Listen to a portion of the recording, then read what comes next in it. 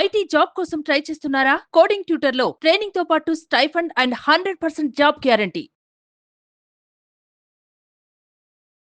నమస్తే కళ్యాణ్ గారు. Wife and husband మధ్య ఇష్యూ, ఇద్దరు రిలేషనే, ఏరి కోరి పెళ్లి చేసుకున్నారు. సో ఇమీడియట్గా వైఫ్ అండ్ హస్బెండ్ మధ్య ఇష్యూ కాబట్టి మీరు మాట్లాడాల్సిందే అనిపించింది. తను నెంబర్ మనకి పాస్ చేసింది, నేను ఒకసారి కాల్ చేసేస్తాను.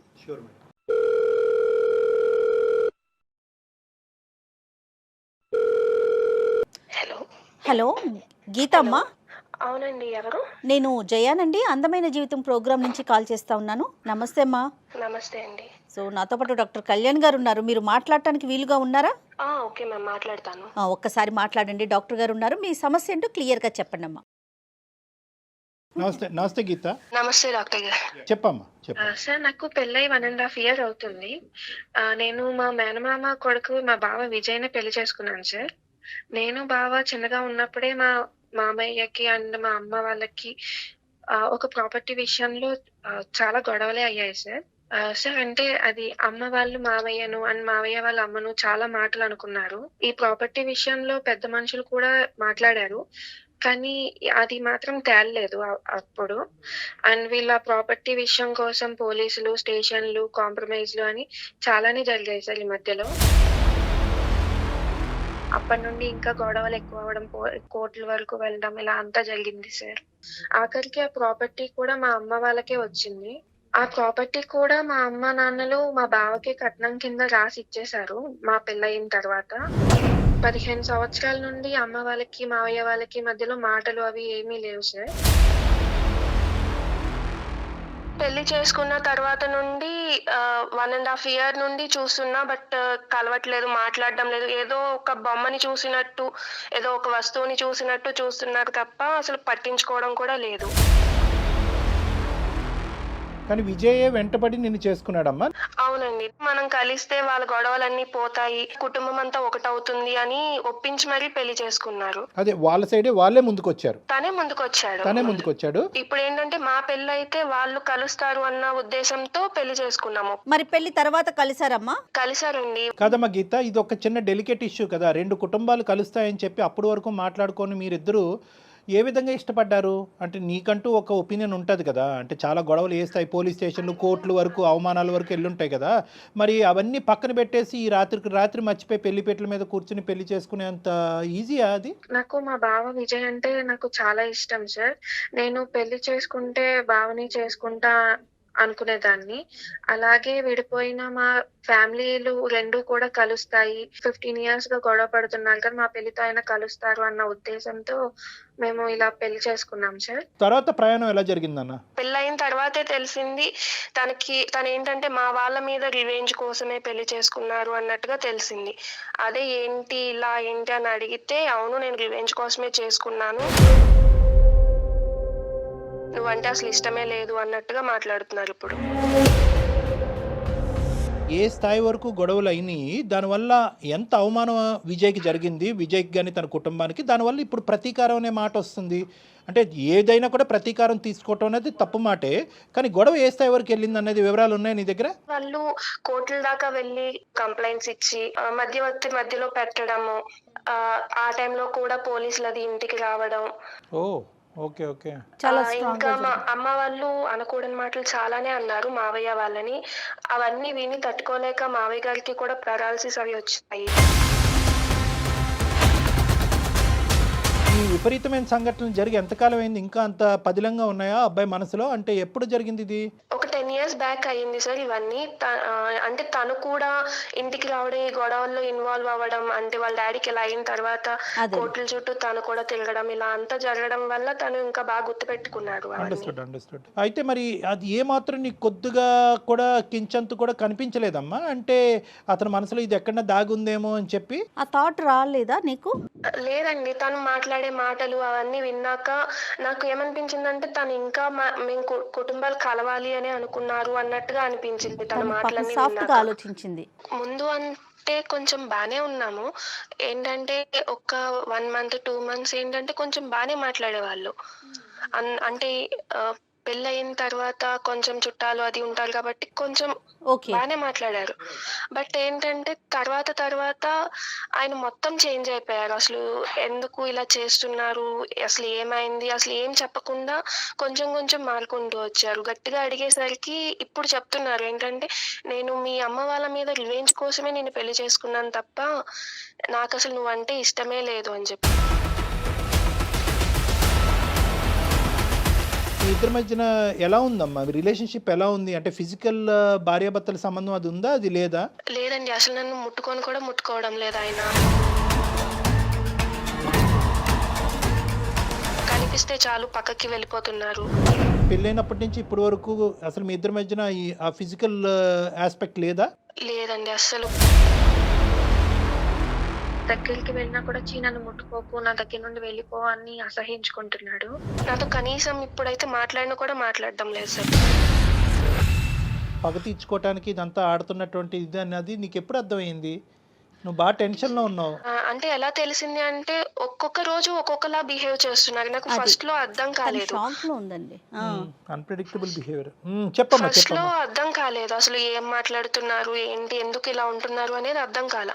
మేబీ చాలా రోజుల తర్వాత కలిసారు కదా పేరెంట్స్ ని, ఏమన్నా కొంచెం గుర్తొచ్చాయా ఏంటి అన్న ఒపీనియన్ లో నేను ఉన్నాను. కానీ ఆయన మొత్తానికి దీని మీదే ఇదే గుర్తు పెట్టుకుని పెళ్లి చేసుకున్నారు అన్న విషయం నేను అసలు తెలుసుకోలేకపోయా. రోజు రోజుకి కొంచెం గొడవలు అవ్వడం వల్ల అది కొంచెం తెలుస్తుంది. అసలు ఎందుకు ఇలా ఉంటున్నారు ఏంటి అని అడగడం వల్ల కొంచెంగా చెప్తున్నారు ఆయన, నేను ఎలాగే ఇందుకోసమే చేసుకున్నాను, మీ వాళ్ళ మీద రివెంజ్ తీసుకోవడం మావయ్య, కోసమే. అత్తయ్య ఎలా ఉన్నారు గీత? వాళ్ళు నీతో ఎలా ఉంటారు? వాళ్ళు మొత్తం నాకే సపోర్ట్ చేస్తున్నారండి. వాళ్ళ మనసులో ఏం బాధ లేదమ్మా? గతం జరిగినటువంటి గొడవలు ఆ బాధ ఇప్పుడు మీ ఆయన పెట్టుకున్నంత ఇదిగా వాళ్ళు పెట్టుకోలేదా? లేదండి. వాళ్ళు ఏంటంటే కలిసిన తర్వాత వాళ్ళు మా అమ్మ వాళ్ళు అత్తయ్య వాళ్ళ ఇంటికి రావడం, అత్తయ్య వాళ్ళు మా అమ్మ వాళ్ళ ఇంటికి వెళ్ళడం అంతా బానే ఉంది. వాళ్ళు కూడా నాకే సపోర్ట్ చేస్తున్నారు. సరే ఇప్పుడు ఏమంటాడు అంటే ఇంక ఇంతేనా జీవిత ప్రయాణం ఇంతేనా? అంటే నువ్వు అలా సఫర్ అవుతూనే ఉండాలి, అతని దగ్గర నుంచి ఎటువంటి support, emotional bond, physical relationship ఏది ఉండదు, ఇలా ఎండగట్టినట్టు ఇలా బతకాలా జీవితాంతం? అదేనా అతని ఉద్దేశం? అవునండి. నేను ఆల్రెడీ అప్పటికే అడిగాను, నీకు ఇదే ఉద్దేశం ఉంటే ఇప్పటి వరకు బాధ పెట్టింది సరిపోదా అని చెప్పి కూడా అడిగా. లేదు, నువ్వు జీవితాంతం ఇలాగా బాధపడుతూనే ఉండాలి, నీ బాధను చూసి మీ తల్లిదండ్రులు కూడా బాధపడుతూనే ఉండాలి అన్నట్టుగా అంటున్నారు. సో బావా నువ్వు ఈ పెళ్ళి అనేటటువంటి కారణం నిమిత్తం మీరిద్దరు మళ్ళీ మాట్లాడుకోవటం అనేది ఆల్మోస్ట్ 1.5 year అంటే 8 years తర్వాతే మాట్లాడుకోవటం మీరు దగ్గర. అలా ఏం కాదు. ఒక 1 year గా ప్రేమించుకుని పెళ్లి చేసుకున్నాము. పెళ్లి చేసుకున్నాక 1.5 year అయింది ఇప్పుడు. నేనేమనుకున్నానంటే ఇంతగా డైరెక్ట్గా రారా అని చెప్పి వెంటబడి పెళ్లి పెట్టిన మీద డైరెక్ట్ కూర్చున్నారు అనుకున్నా. కాదు, 1 year జర్నీ చేశాడు. 1 year జర్నీ చేసిన తర్వాత అంటే కూడా తను ప్లాన్డ్ గానే ముందుకెళ్ళాడు. ముందుగానే అనుకున్నాడు, ఇట్లా చేయాలి ఇది. సినిమాల్లో చూస్తుంది అట్లానే ఉంది కదండి. కదమ్మా. ఇప్పుడు నువ్వు మాకు ఈ మెయిల్ పంపించడానికి కారణం ఏంటి తల్లి? అంటే ఏ విధంగా మేము అంటే అడ్రస్ చేయగలం అన్నదా? అంటే నువ్వు ఒకప్పుడు అతను ఒప్పుకుంటే ఏంటి, ఒప్పుకోకపోతేనేంటి, 2 సైడ్లు ఓకేనా నీకు? ఎలా ఉంది నీ పరిస్థితి ఏంటి చెప్పు? ఇప్పుడు నా పరిస్థితి ఎలా ఉందంటే నేను ఆఖరికి విడాకుల కోసం కూడా అడిగాను. బట్ ఏంటంటే నువ్వు ఇలా జీవితాంతం ఇలాగే ఉండాలి, నేను నిన్ను ముట్టుకోను, ఇంకొకరు నిన్ను ముట్టుకోవడానికి వీల్లేదు అన్నట్టుగా అంటున్నారు. బా, ఎంత క్రూయల్ గా ఆలోచిస్తున్నారో నిజంగా. ఇంకేమైనా ఫిజికల్ అబ్యూస్ ఏమైనా ఉందమ్మా? అంటే కొట్టడం కానీ లేదంటే ఆర్థిక లేదండి, అలాంటివి అలాంటిది ఏం లేదు. ఓన్లీ ఏంటంటే మాటలతో మాత్రమే బాధ పెడుతున్నారు. అంటే ఇది అప్పుడు జరిగినటువంటి గొడవ ఒక ఎత్తు అయితే కనుక ఇప్పుడు కన్న కూతురునే జీవితాన్నే పణంగా పెట్టినటువంటి పరిస్థితి ఏర్పడింది. మరి అస్సలు తగ్గరే మీ పేరెంట్స్ ఏమంటున్నారు? వాళ్ళు వచ్చి మాట్లాడారు, అడిగారు. బట్ ఏంటంటే మా బావ దగ్గర నుండి ఒక్క రెస్పాన్స్ కూడా లేదు. మీరు ఇలాగే ఉండండి, మా డాడీకి మా డాడీ ఎంత బాధపడ్డారో మీరు అంతే బాధపడాలి. ఏం చెప్పినా కూడా కన్విన్స్ అవ్వట్లేదు వాళ్ళు. కాదు నాన్న, ఇప్పుడు గీత రెండు డోర్స్ ఓపెన్ అయ్యే ఉన్నాయి కదా. అంటే either he has to give you divorce and let you go free, or నిన్ను హ్యాపీగా నీ జీవితం నిన్ను బతకనివ్వాలి, లేదంటే అతను మారే వచ్చి మీ ఇద్దరు కలిసి ప్రయాణం చేయాలి. ఈ రెండేనా? ఈ రెండింటికి ఓకే నువ్వు? ఓకే అండి. నాకు ఎలా అయినా పర్లేదు. తను మారితే ఇంకా మంచిది. తను మారినా ఓకే, తను మారను నేను ఇలానే ఉంటానంటే తన బతుకునేదో అమ్మాయి బతుకునిస్తే తన దారిని తను చూసుకుంటాను. అంతే. డివోర్స్ తీసుకుంటానంటే మీ పేరెంట్స్ ఓకేనా అమ్మా? దానికి ఒప్పుకోరేమోగా పెద్దవాళ్ళు. మా మావయ్య వాళ్ళు మార్పించడానికి చాలా ట్రై చేశారు. వాళ్ళకి కూడా ఇష్టం లేదు. ఇలా డివోర్స్ తీసుకోవడం అది అంతే ఇష్టం లేదు. కానీ మా అమ్మ నాన్నకైతే ఓకే. ఎందుకంటే నేను ఇక్కడ ఇబ్బంది పడుతున్నాను కాబట్టి మా అమ్మ నాన్న కొంచెం నా గురించి ఆలోచించి వాళ్ళు ఏంటంటే విడాకులు తీసుకుని నువ్వు హ్యాపీగా ఉంటే మాకు అదే చాలు అన్నట్టుగా మాట్లాడుతున్నారు వాళ్ళు. అంటే తనకు అర్థం కావట్లేదు, ఇంకా షాక్లోనే ఉంది. ఏంటి ఇప్పుడు కొట్టడు అని చెప్పి ఉండాలా, కొట్టడు తిట్టడు అని చెప్పి ఇక్కడ ఉండాలా, లేదంటే ఉక్కిరి బిక్కిరి వాతావరణం క్రియేట్ చేస్తున్నాడని చెప్పి ఇక్కడి నుంచి పారిపోవాలా?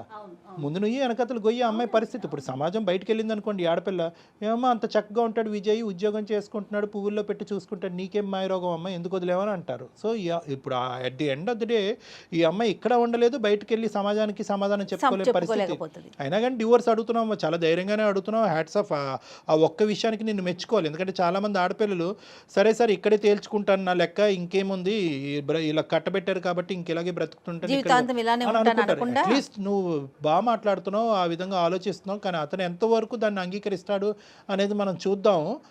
మరి అతనితో మాట్లాడదామా? విజయ్తో మాట్లాడదాం. ఏమా మాట్లాడదామంటావా గీత? ఓకే అండి, మాట్లాడదాము.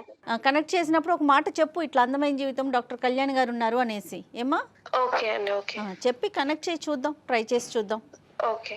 The person you are speaking with has put your call on hold. Please stay on the line. Hello hello బావా, మన మధ్య ఉన్న ప్రాబ్లం కి ఏదైనా సొల్యూషన్ దొరుకుతుందేమో అన్న ఉద్దేశంతో సుమన్ టీవీ అందమైన జీవితం ప్రోగ్రామ్ కి అప్రోచ్ అయ్యాను. సార్ వాళ్ళు కాల్ లో ఉన్నారు, ఒకసారి సార్ వాళ్ళతో మాట్లాడవా బావా? నువ్వు ఎందుకు అక్కడికి? ఎందుకు సంసారం ఏమన్నా వీధిలో పెడుతున్నావు ఏంటి? నేను ఎక్కడ పెట్టాను? ఆల్రెడీ నువ్వే తీసుకొచ్చావు కదా వీధిలోకి, ఇంకా నేనేం పెట్టడం? ఏదైనా ఉంటే మూసుకొని వచ్చి ఇంటికి వచ్చి మాట్లాడు. విజయ్, సారీ నాన్న, నేను డాక్టర్ కళ్యాణ్ చక్రవర్తి, సుమన్ టీవీ అందమైన జీవితం నుంచి కార్యక్రమం నుంచి మాట్లాడుతున్నాను. నేను నా పక్కన జయ గారు కూడా ఉన్నారు.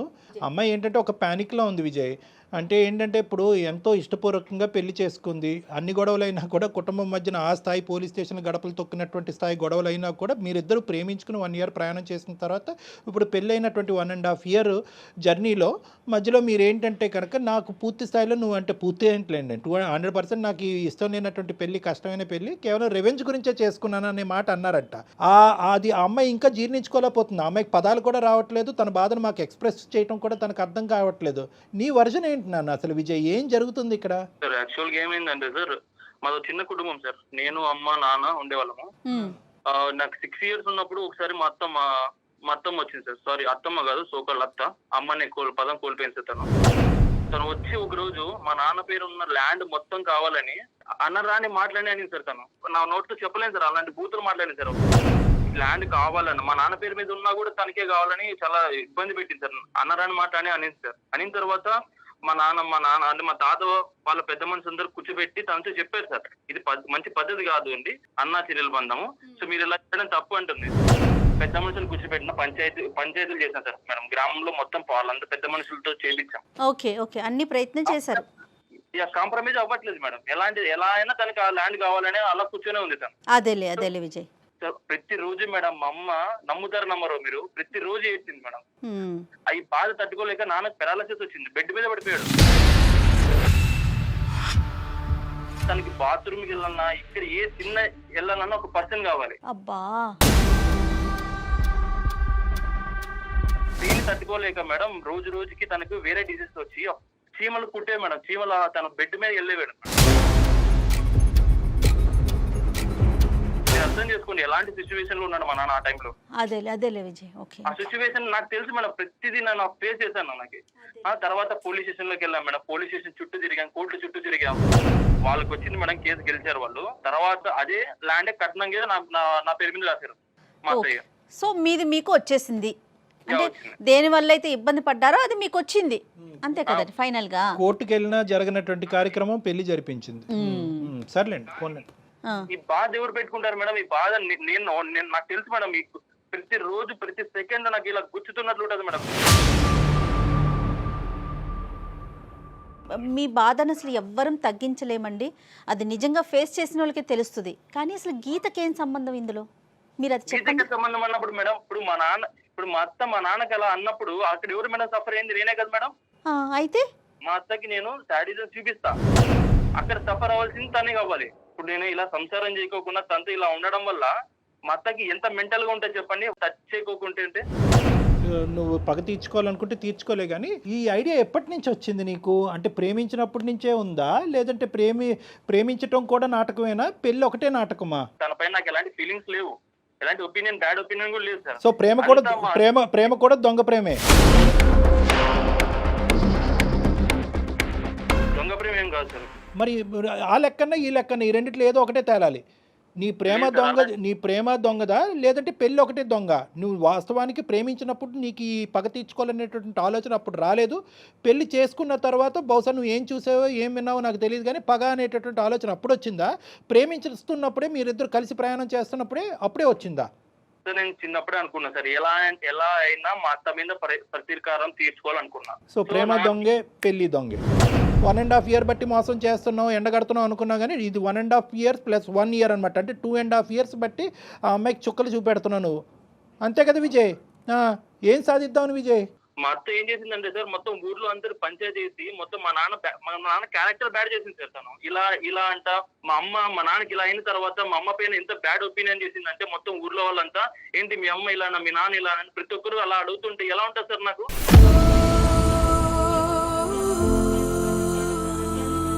మా అత్త ఎలాగైనా మా నాన్నకు, మా అమ్మకు, నాకు క్షమాపణ చెప్పాలి. క్షమాపణ ఇన్ ద సెన్స్, తను మా ఇంటికి వచ్చి మా రిలేటివ్స్ అందరి ముందర నా కాలు, మా అమ్మ మా నాన్న కాలు పట్టుకొని ముక్కుకు నేలకు రాసిన తర్వాత నెక్స్ట్ సెకండ్ డే నేను సంసారం చేస్తాను. ఇంకేమైనా ఉన్నాయి లిస్ట్లో? ఉన్నాయి సార్, చాలా ఉన్నాయి సార్. పెళ్లికి ముందు ఈ లిస్ట్ అడగలేకపోయావా? ఇక్కడ రెండు ఆస్పెక్ట్స్ మనం చూసుకుందాం అన్న విజయ్. ఒక్క 2 నిమిషాలు నా వయసుకు కానీ నా అనుభవానికి కానీ గౌరవిస్తూ ఒక 2 నిమిషాలు విను. ఇక్కడ 2 ఇష్యూస్ ఉన్నాయి. ఒకటి, మీ జీవితంలో మీ తల్లిదండ్రులకి జరిగినటువంటి అన్యాయం, మీ తల్లిగారికి జరిగినటువంటి అవమానం అవనివ్వండి, లేదంటే నాన్నగారు మంచాన పట్టడం అనివ్వండి, జీవితాంతం అమ్మ నాన్నగారికి సేవ చేయటం, చిన్నప్పటి నుంచి నీకంటూ ఒక సంతోషం పోయింది, ఈ కోర్టు కేసు వల్ల ఒక సంతోషం పోయింది, ఒక పిల్లవాడుగా నువ్వు అనుభవించవలసినటువంటి ఆనందాలు అన్నీ పోగొట్టుకున్నావు. దీనికి మాకు పూర్తి స్థాయి స్థానుభూతి ఉంది నన్ను, అందులో డౌటే లేదు. ఎందుకంటే కనుక ఇప్పుడు ఆ రోజులు నాకు తెలుసు. ఇప్పుడు ముక్కు నెలకు రాస్తుందో తల చెట్టుకు రాస్తుందో అదంతా నాకు తెలియదు, కానీ నువ్వు పోగొట్టుకున్నటువంటి రోజులు మీ అత్త జీవితంలో తీసుకురాలేదు. అదేవిధంగా ఇక్కడ నువ్వు గుర్తుపెట్టుకోవాల్సింది ఏంటంటే, గీత ఇప్పటికీ కూడా తను కూడా అప్పుడు చిన్నపిల్లే, బహుశా నీకంటే ఇంకా చాలా చిన్నపిల్ల. ఆ అమ్మాయి కూడా అనుభవాలు చూసింది. మీ అత్త ఒక 2 మాటలు అంటే కనుక మీ నాన్న ఒక 3 మాటలు అని ఉంటారు. ఆ గొడవలు రోడ్డుని ఎక్కినాయి, పంచాయతీలు జరిగినాయి, ఆవిడ ప్రాపర్టీకి ఆస్తిపడింది. సరే, ప్రాపర్టీకి ఆవిడ ఎందుకు ఆస్తిపడింది, దాని పూర్వపరాలు ఏంటనేది ఈరోజు ప్రస్తావన కాదు. గీత కూడా అనుభవించలేదని నువ్వు అనుకుంటున్నావా? గీత, నువ్వు చెప్పమ్మా, మీ ఇంట్లో ఎలాంటి ప్రాబ్లమ్స్ ఫేస్ చేశారో అప్పుడు అసలు నీకు తెలుసా, ఊహ ఉందా? ఏంటంటే ఆ గొడవల వల్ల నేనైతే నా పేరెంట్స్ కి కూడా దూరంగా వెళ్ళి హాస్టల్లో ఉండాల్సి వచ్చింది. కనీసం ఇంట్లో ఉండి వాళ్ళ అమ్మ నాన్న దగ్గర ఉండి కనీసం వాళ్ళ ప్రేమనన్నా పొందారు. బట్ నాకైతే వెనక్కి తిరిగి చూసుకుంటే మా అమ్మ నాన్నలతో కలిసి ఉన్నది కూడా ఏం లేదు. ఇప్పుడు పెళ్లి చేసుకుని వచ్చి ఒక ఇంట్లో ఉన్నాననే గానీ ఇప్పుడు కూడా నన్ను పట్టించుకోవట్లేదు. ఇప్పుడు నేను ఎక్కడికి వెళ్ళి ఉండాలి, అసలు ఏం చెయ్యాలి, ఎవరి దగ్గరికి వెళ్తే నా ప్రాబ్లం సాల్వ్ అవుతుంది, అసలు ఏం తెలియకుండా ఉన్నాను మ్యామ్. అందుకే నేను కూడా మీ దగ్గరికి అప్రోచ్ అయ్యాను. ఇప్పుడు విజయ్, నీకు ఇక్కడ ఒక పాయింట్ కనెక్ట్ అవుతుందా? అంటే నేను ఇక్కడ అంటే నీ ఇమోషన్ నీకు ఉన్నాయి, ఇంట్లో జరిగినటువంటి పరిస్థితులకి చాలా భయంకరమైనటువంటి పరిస్థితులు. నిజంగా మీ నాన్నగారిని నేను కళ్ళతో చూడలేదు, కానీ ఊహించుకుంటూనే నువ్వు డిస్క్రైబ్ చేసినటువంటి అంశాలను ఊహించుకుంటూనే నా మనసు తరుక్కుపోతుందన్న. చాలా బాధ. ఏంటంటే దట్స్ ఆన్ హ్యూమానిటేరియన్ గ్రౌండ్స్ చాలా బాధ. అంటే మానసికంగా ఒక మనిషి మీద పడేటటువంటి ఒత్తిడి, సొంత కుటుంబ సభ్యుల దగ్గర నుంచి పడేటటువంటి ఒత్తిడి ఎప్పుడైతే రోడ్డుని బజారున పడతాదో అప్పటి వరకు పరుగు కలిగినటువంటి కుటుంబం, ఒక పెద్ద మనిషి మానసికంగా ఏ స్థాయిలో దెబ్బతింటే కనుక అతని నరాలు బలహీనపడి పారాలిసిస్ వస్తుంది అనేది నేను అర్థం చేసుకోగలను ఒక మానసిక వైద్య నిపుణుడు. ఇంకోటి ఎలా అంటే సార్, నేను పడిన శోభ కంటే తను ఇప్పుడు ఇంకా 1% సార్ ఇంకా ఉండే, తను 1%. అది ఎలా డిస్క్రైబ్ చేస్తావమ్మా విజయ్? సార్ నేను ఫేస్ చేస్తా సార్, నాకు తెలుసు సార్. ఇప్పుడు మీరు అదే నా సిచ్యువేషన్ లో వేరే ఉంటే ఇలా కాంప్రమైజ్ అయ్యాలి. ఎవరున్నా కూడా బాధే, ఓకే. కానీ ఆ బాధ తర్వాత ఆ బాధ వల్ల ఏర్పడేటటువంటి ప్రతీకార ధోరణిలోనే నీ వ్యక్తిత్వం నా వ్యక్తిత్వం అనేది డిఫరెంట్ ఉందన్న. బాధ అందరిది ఒకటేనన్న. ఈరోజు నువ్వు ఇది తూకం వేయద్దు. ఆ అమ్మాయి ఎంత బాధపడింది, ఈరోజు ఆ అమ్మాయి బహుశా ఈ ఇంట్లో ఉంటే కనుక ఆ అమ్మాయి నిన్ను వచ్చి ప్రేమించి ఆ అమ్మాయి పగ తీర్చుకోవచ్చు కదా. కానీ ఆ అమ్మాయి ప్రేమకు దూరం అయింది. తల్లిదండ్రులు ముందుగా ఆలోచించి ఈ గొడవలన్నింటి మధ్యన ఆడపిల్ల ఉండకూడదు అనేటటువంటి ఉద్దేశంతో హాస్టల్లో పెట్టారు. తన ప్రేమను మిస్ అయింది కదా. బహుశా ఏంటంటే ఆ అమ్మాయి ఇంట్లో ఉండుంటే కనుక నీకంటే వాళ్ళ తల్లిదండ్రులు పడినటువంటి బాధను నీకంటే ఎక్కువ వివరంగా చెప్పేది. ఇందాక నుంచి నాకు అర్థం కావట్లేదు, బాధపడ్డాను కొట్లాట జరిగింది కానీ నాకు ఆ వివరాలు తెలియదు అనేది ఇప్పుడు నాకు క్లియర్ వచ్చింది. ఈ అమ్మాయిని తీసుకెళ్లి హాస్టల్లో పెట్టారు. నీ ఆలోచన శైలి తప్పు అనో లేదంటే నీ బాధ తప్పు అని అనట్లేదు, కానీ నువ్వు వెళ్ళేటటువంటి యాక్షన్ ప్లాన్ ఏదైతే ఉందో అది మానవతా దృక్పథం నుంచి చాలా దూరంగా వెళ్ళిపోతుంది. చాలా దూరంగా కాదమ్మా, నువ్వు ఫేస్ చేసిన ఆ బాధ, ఆ పెయిన్ ని ఎదుటోళ్ళు కూడా ఫేస్ చేయాలని కోరుకోవటం ఎంతవరకు కరెక్ట్ చెప్పు? లేదు మేడం, నా పర్స్పెక్టివ్ లో అది కరెక్టే మేడం. అసలుకి ఎలా కాదు విజయ్, ఎలా కరెక్ట్ విజయ్, ఇది నేను జీర్ణించుకోలేకపోతున్నాను. ఎలా కరెక్ట్ విజయ్? ఈ రోజు గీత తల్లిదండ్రులు కడుపును పుట్టడం అనేది పాపమా? తను చేసిన పాపమా?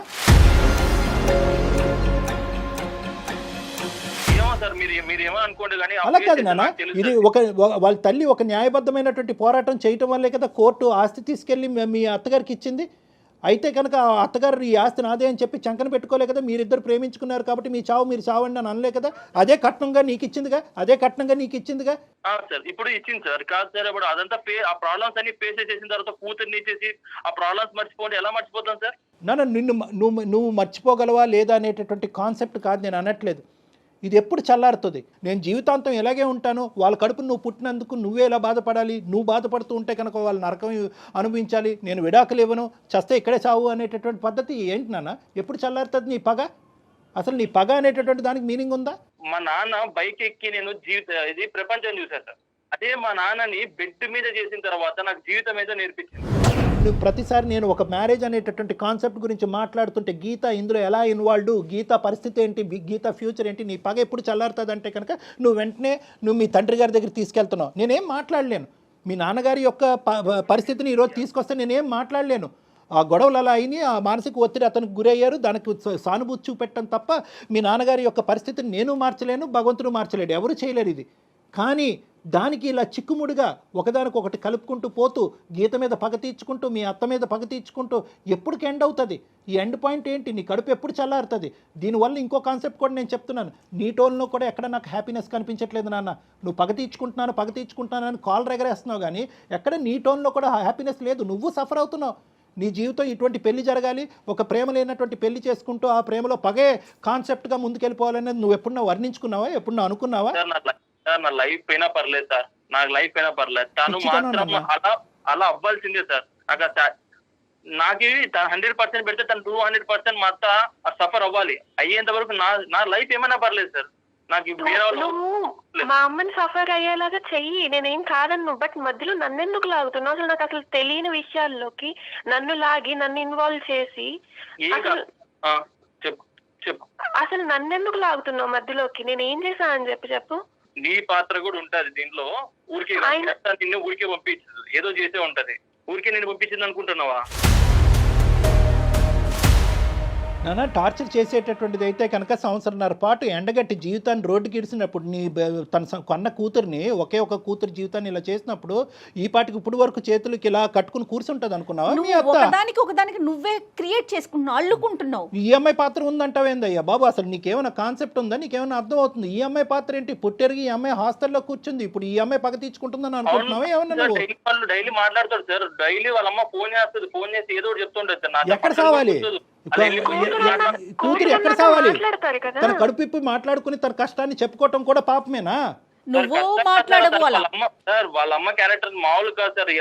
ఎలా అయినా మమ్మల్ని ఇబ్బంది పెట్టడానికే చూస్తారు వాళ్ళు. సో వాళ్ళు తను అలా చేసే ఉంటది సార్, పక్కా చేసే ఉంటది, చేస్తుంది కూడా. కానీ ఇప్పుడు ఇబ్బంది పెట్టేది మిమ్మల్ని కాదు కదా, మీరే నన్ను ఇబ్బంది పెడుతున్నారు కదా. అదే మా అమ్మ ఏదో చేసేది అయితే కనుక నేను కదా నిన్ను బాధపెట్టాలి. అంతే కదా, కరెక్ట్ కాదు కాదమ్మా. పెళ్లి చేసుకొని మనం ఇద్దరు పెళ్లి చేసుకున్నాం కదా, ప్రాబ్లమ్స్ కూడా షేర్ చేసుకో. అసలు కనీసం నన్ను చూస్తున్నావా, పట్టించుకుంటున్నావా? దగ్గరికి వస్తే వెళ్ళిపోతున్నావు పక్కకి. నాకు అవసరం లేదు. అంటే ఇప్పుడు నీకు రిలేషన్షిప్ అంటే టచింగ్ ఉండాల్సిందే ఏంది? నేను టచింగ్ అన్నట్లా కనీసం రెస్పాండ్ అవ్వాలి. ఇది నాగరికంలో మాట్లాడే మాటలు కాదు విజయ్. టచ్ కావాలి అనేటటువంటి కోరుకోవటం తప్ప ఒక ఆడపిల్ల భర్త దగ్గర నుంచి తప్ప విజయ్ నీ డెఫినేషన్ ఏంటి? రిలేషన్షిప్ ఒక భాగం అంతే సార్, కానీ అదే కావాలనేది తప్పు కదా సార్. అదే కావాలని ఎక్కడుంది? మరీ మాట్లాడకు విజయ్, అర్థం పర్థం లేకుండా అమ్మాయి పరువు తీసే ప్రయత్నం చేయొద్దు. నేను ఫేస్ చేస్తున్న ప్రాబ్లం తను షేర్ చేసుకోవాలా లేదా? విజయ్ అది ప్రాబ్లం అని నువ్వు అనుకుంటున్నావు, తను అనుకోవట్లేదు. తను ఎందుకు ఇన్వాల్వ్ చేస్తున్నావు అంటోంది. ఇలా ఫేస్ అవుతున్నా కదా, వాళ్ళ అమ్మకి పోయి చెప్పొచ్చు కదా, తను ఇలా అయింది మేడం, ఇలా అయిందమ్మా, ఇలా వెళ్ళింది. విజయ్ ఏమంటున్నాడంటే వెళ్ళి తను కాలు పట్టుకొని వాళ్ళ అమ్మ నాకు చెప్పమను, అయిపోయా వెళ్ళను కూడా. నో, మనం ఇప్పుడు కంక్లూజన్కి వస్తున్నాం. ఒకే పాయింట్ విజయ్, నీ కండిషన్ ఏంటి? నీలో ఒకటైతే నాకు బాగా అర్థమైంది, ఇప్పటికీ కూడా ఈ అమ్మాయి అంటే కొద్దిపాటి ప్రేమ ఉంది నీకు. ప్రేమ లేదు అని నేను అనుకోవట్లే, లేదంటే కనుక ఇంత 2.5 years పాటు నువ్వు కపట నాటకం ఆడే అంత కెపాసిటీ నీకు లేదు, కానీ ఎంతో కొంత ప్రేమ ఉంది. కానీ ఇప్పుడు ఏంటంటే కనుక ఇప్పుడు ఈ పెళ్ళికి వాళ్ళ అమ్మాయి యొక్క అమ్మ ముందుకు వచ్చి చెప్పేటటువంటి క్షమాపణకి ముడిపెట్టావు, అంతే కదా? అంతే సార్. నీ కండిషన్స్ ఏంటి? మీరిద్దరూ హ్యాపీగా ఉండాలంటే నీ కండిషన్స్ ఏంటో ఒకటిసారి నాకు చెప్పు.